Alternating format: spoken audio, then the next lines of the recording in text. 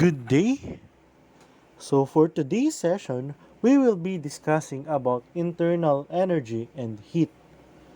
So this topic or this concept is very important to understand the phase changes, chemical reactions, nuclear reactions, and many other microscopic phenomena, as the possible energies between the molecules and atoms are important. So, hindi lang sa physics or specifically sa thermodynamics important ang concept na ito. It is also important, equally important in chemistry, earth science, and other branches of science.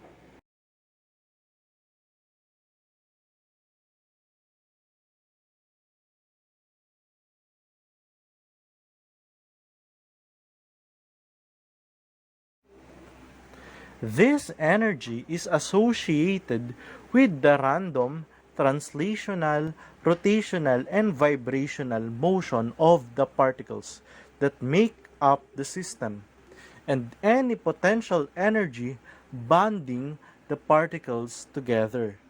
So, as a particle been possessed with internal energy, then it will make a certain behavior.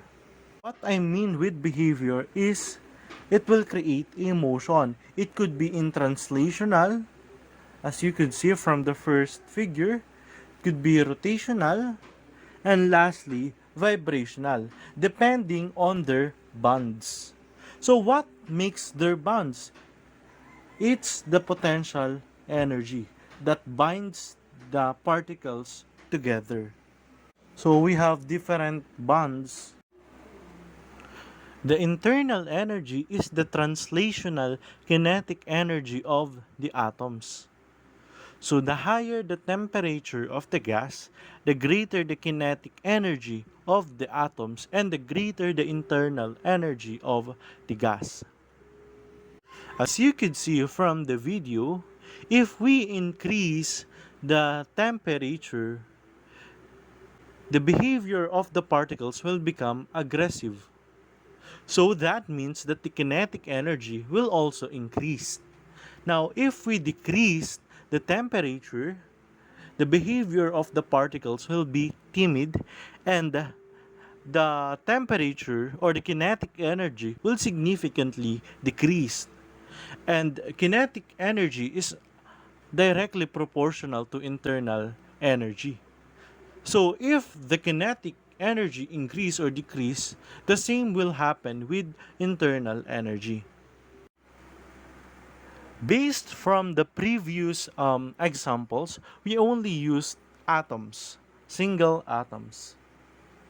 So now, for more complicated diatomic and polyatomic gases, internal energy includes other forms of molecular energy, such as rotational, kinetic energy and the potential energy associated with molecular vibrations.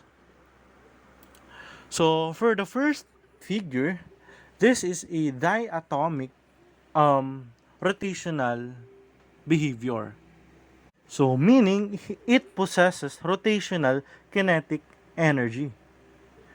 And the picture next to it is a polyatomic rotational behavior. So it possesses polyatomic rotational kinetic energy. And sa baba naman, yung number 3, di ba? It is a polyatomic um, vibration behavior, molecular vibration behavior.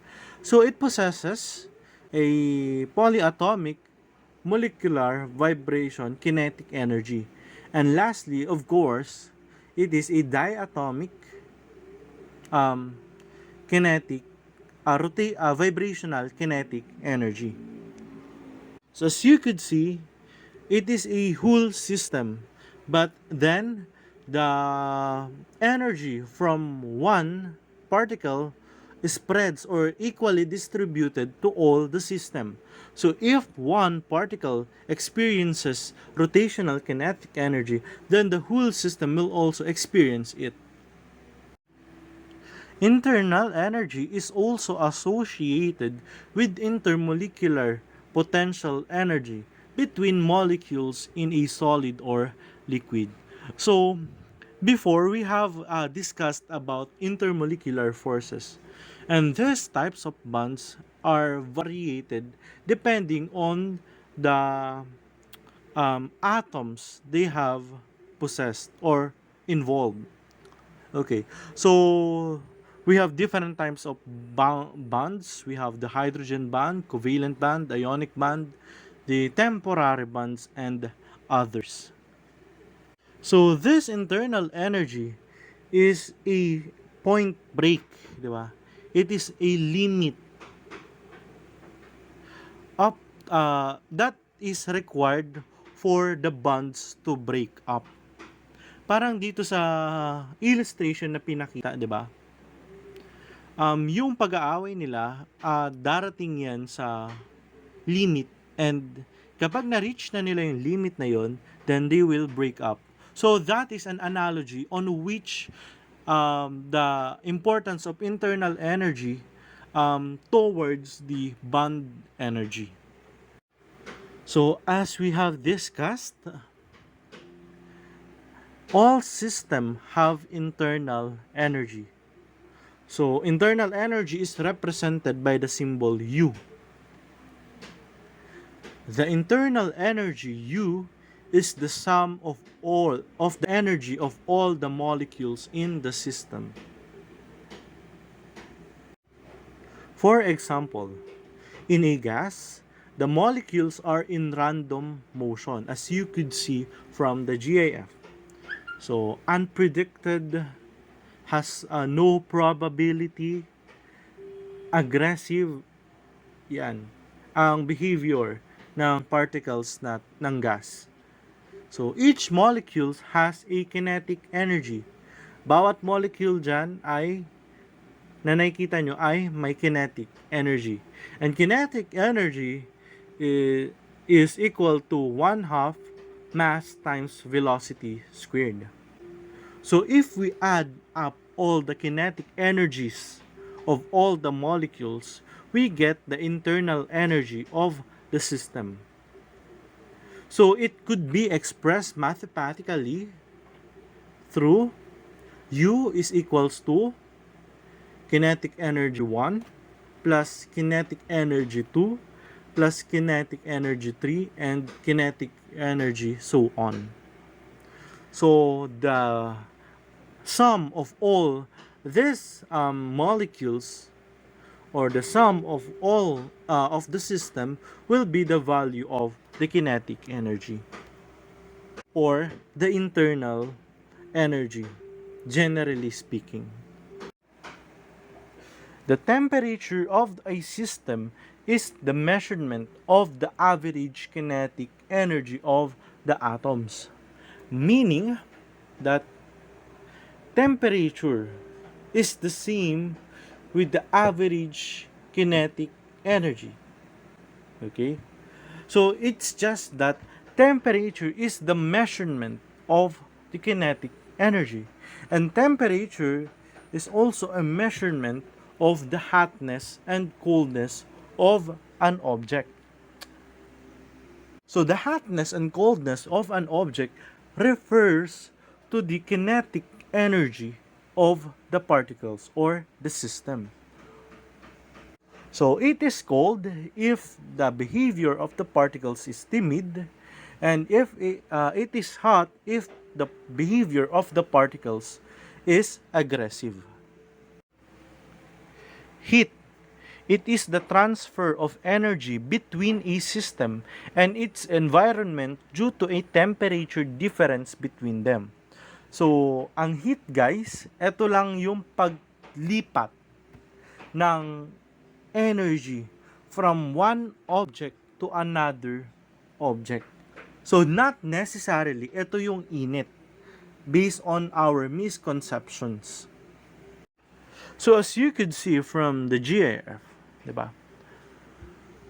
So this GIF was already explained in the Zeroth law or of thermodynamics. So let's proceed. Uh, sa taas, okay, yung object has a 40 degree Celsius temperature. And sa baba naman, it has an initial of 20 degree Celsius. So, yung 40 degree Celsius natin, that is the coffee. And yung 20 degree Celsius natin is the spoon. Now, we will put the spoon in the coffee. So, as times passed by, anong nangyari? Both of them are decreasing its temperature. 'Di ba? So, bakit nagdi-decrease yung temperature? Because um, yung coffee natin from 40 degree naging 13 degree Celsius na lang at the end. Meanwhile, the same sa spoon natin from 20 degree naging 13 degree. Now, anong nangyari? Nagkaroon ng equilibrium. So, yung temperature, yung mataas na temperature ay lumipat yung energy sa mababang temperature na object. So, yung energy sa coffee ay lumipat sa spoon. And as time passed by, nagpapantay yung temperature nila hanggang maabot nila yung equal state, 'di ba? And that is 13.5 degree Celsius. So, that is what we call heat. Not necessarily yung zeroth law, but the way that the energy has been transferred from the um, initial object up to the last object, di ba? Heat is the energy that flows from one system to another because of their temperature difference. Heat stops flowing when the two systems come to the same temperature. Kagaya nga yun nung nangyari kanina sa spoon and the coffee, 'di ba? Yung yung energy sa mataas na temperature ay lumipat papunta sa sa object na may mababang temperature. And nung nag-balance na sila, then nag-stop na yung heat or nag-stop na yung pag-transfer ng energy. So, how heat was measured? So, it is measured with units of calories, cal, joules, J, and British Thermal Unit or BTU. So, a calorie is the amount of heat used to raise the temperature of 1 gram of water and 1 degree of Celsius.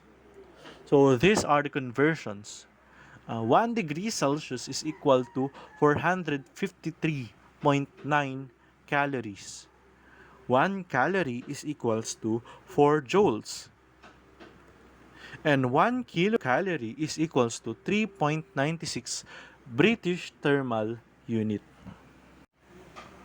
So the calorie is defined as the energy necessary to raise the temperature of 1 gram of water from 14.5 degree to 15.5 degree Celsius. So in chemistry or in biochem, calories are also used as the units to measure how much energy we consumed from the food intake.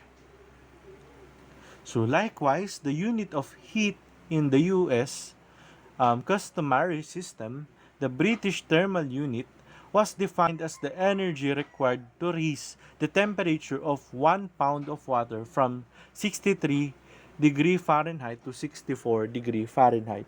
So, the calorie and the BTU have the same role. They just differ from the conversions, of course. So, sample problem. A student eats a breakfast consisting of a bowl of cereal and milk containing a total of 3.20 raised to 2 calories of energy. He wishes to do an equivalent amount of work in the gymnasium by performing curls with a 25-kilogram barbell. How many times must he raise the weight to expend that much energy? Assume he raises it through a vertical displacement of zero point 0.4 meters each time, the distance from his lap to his upper chest. So this is the solving. Just solve it.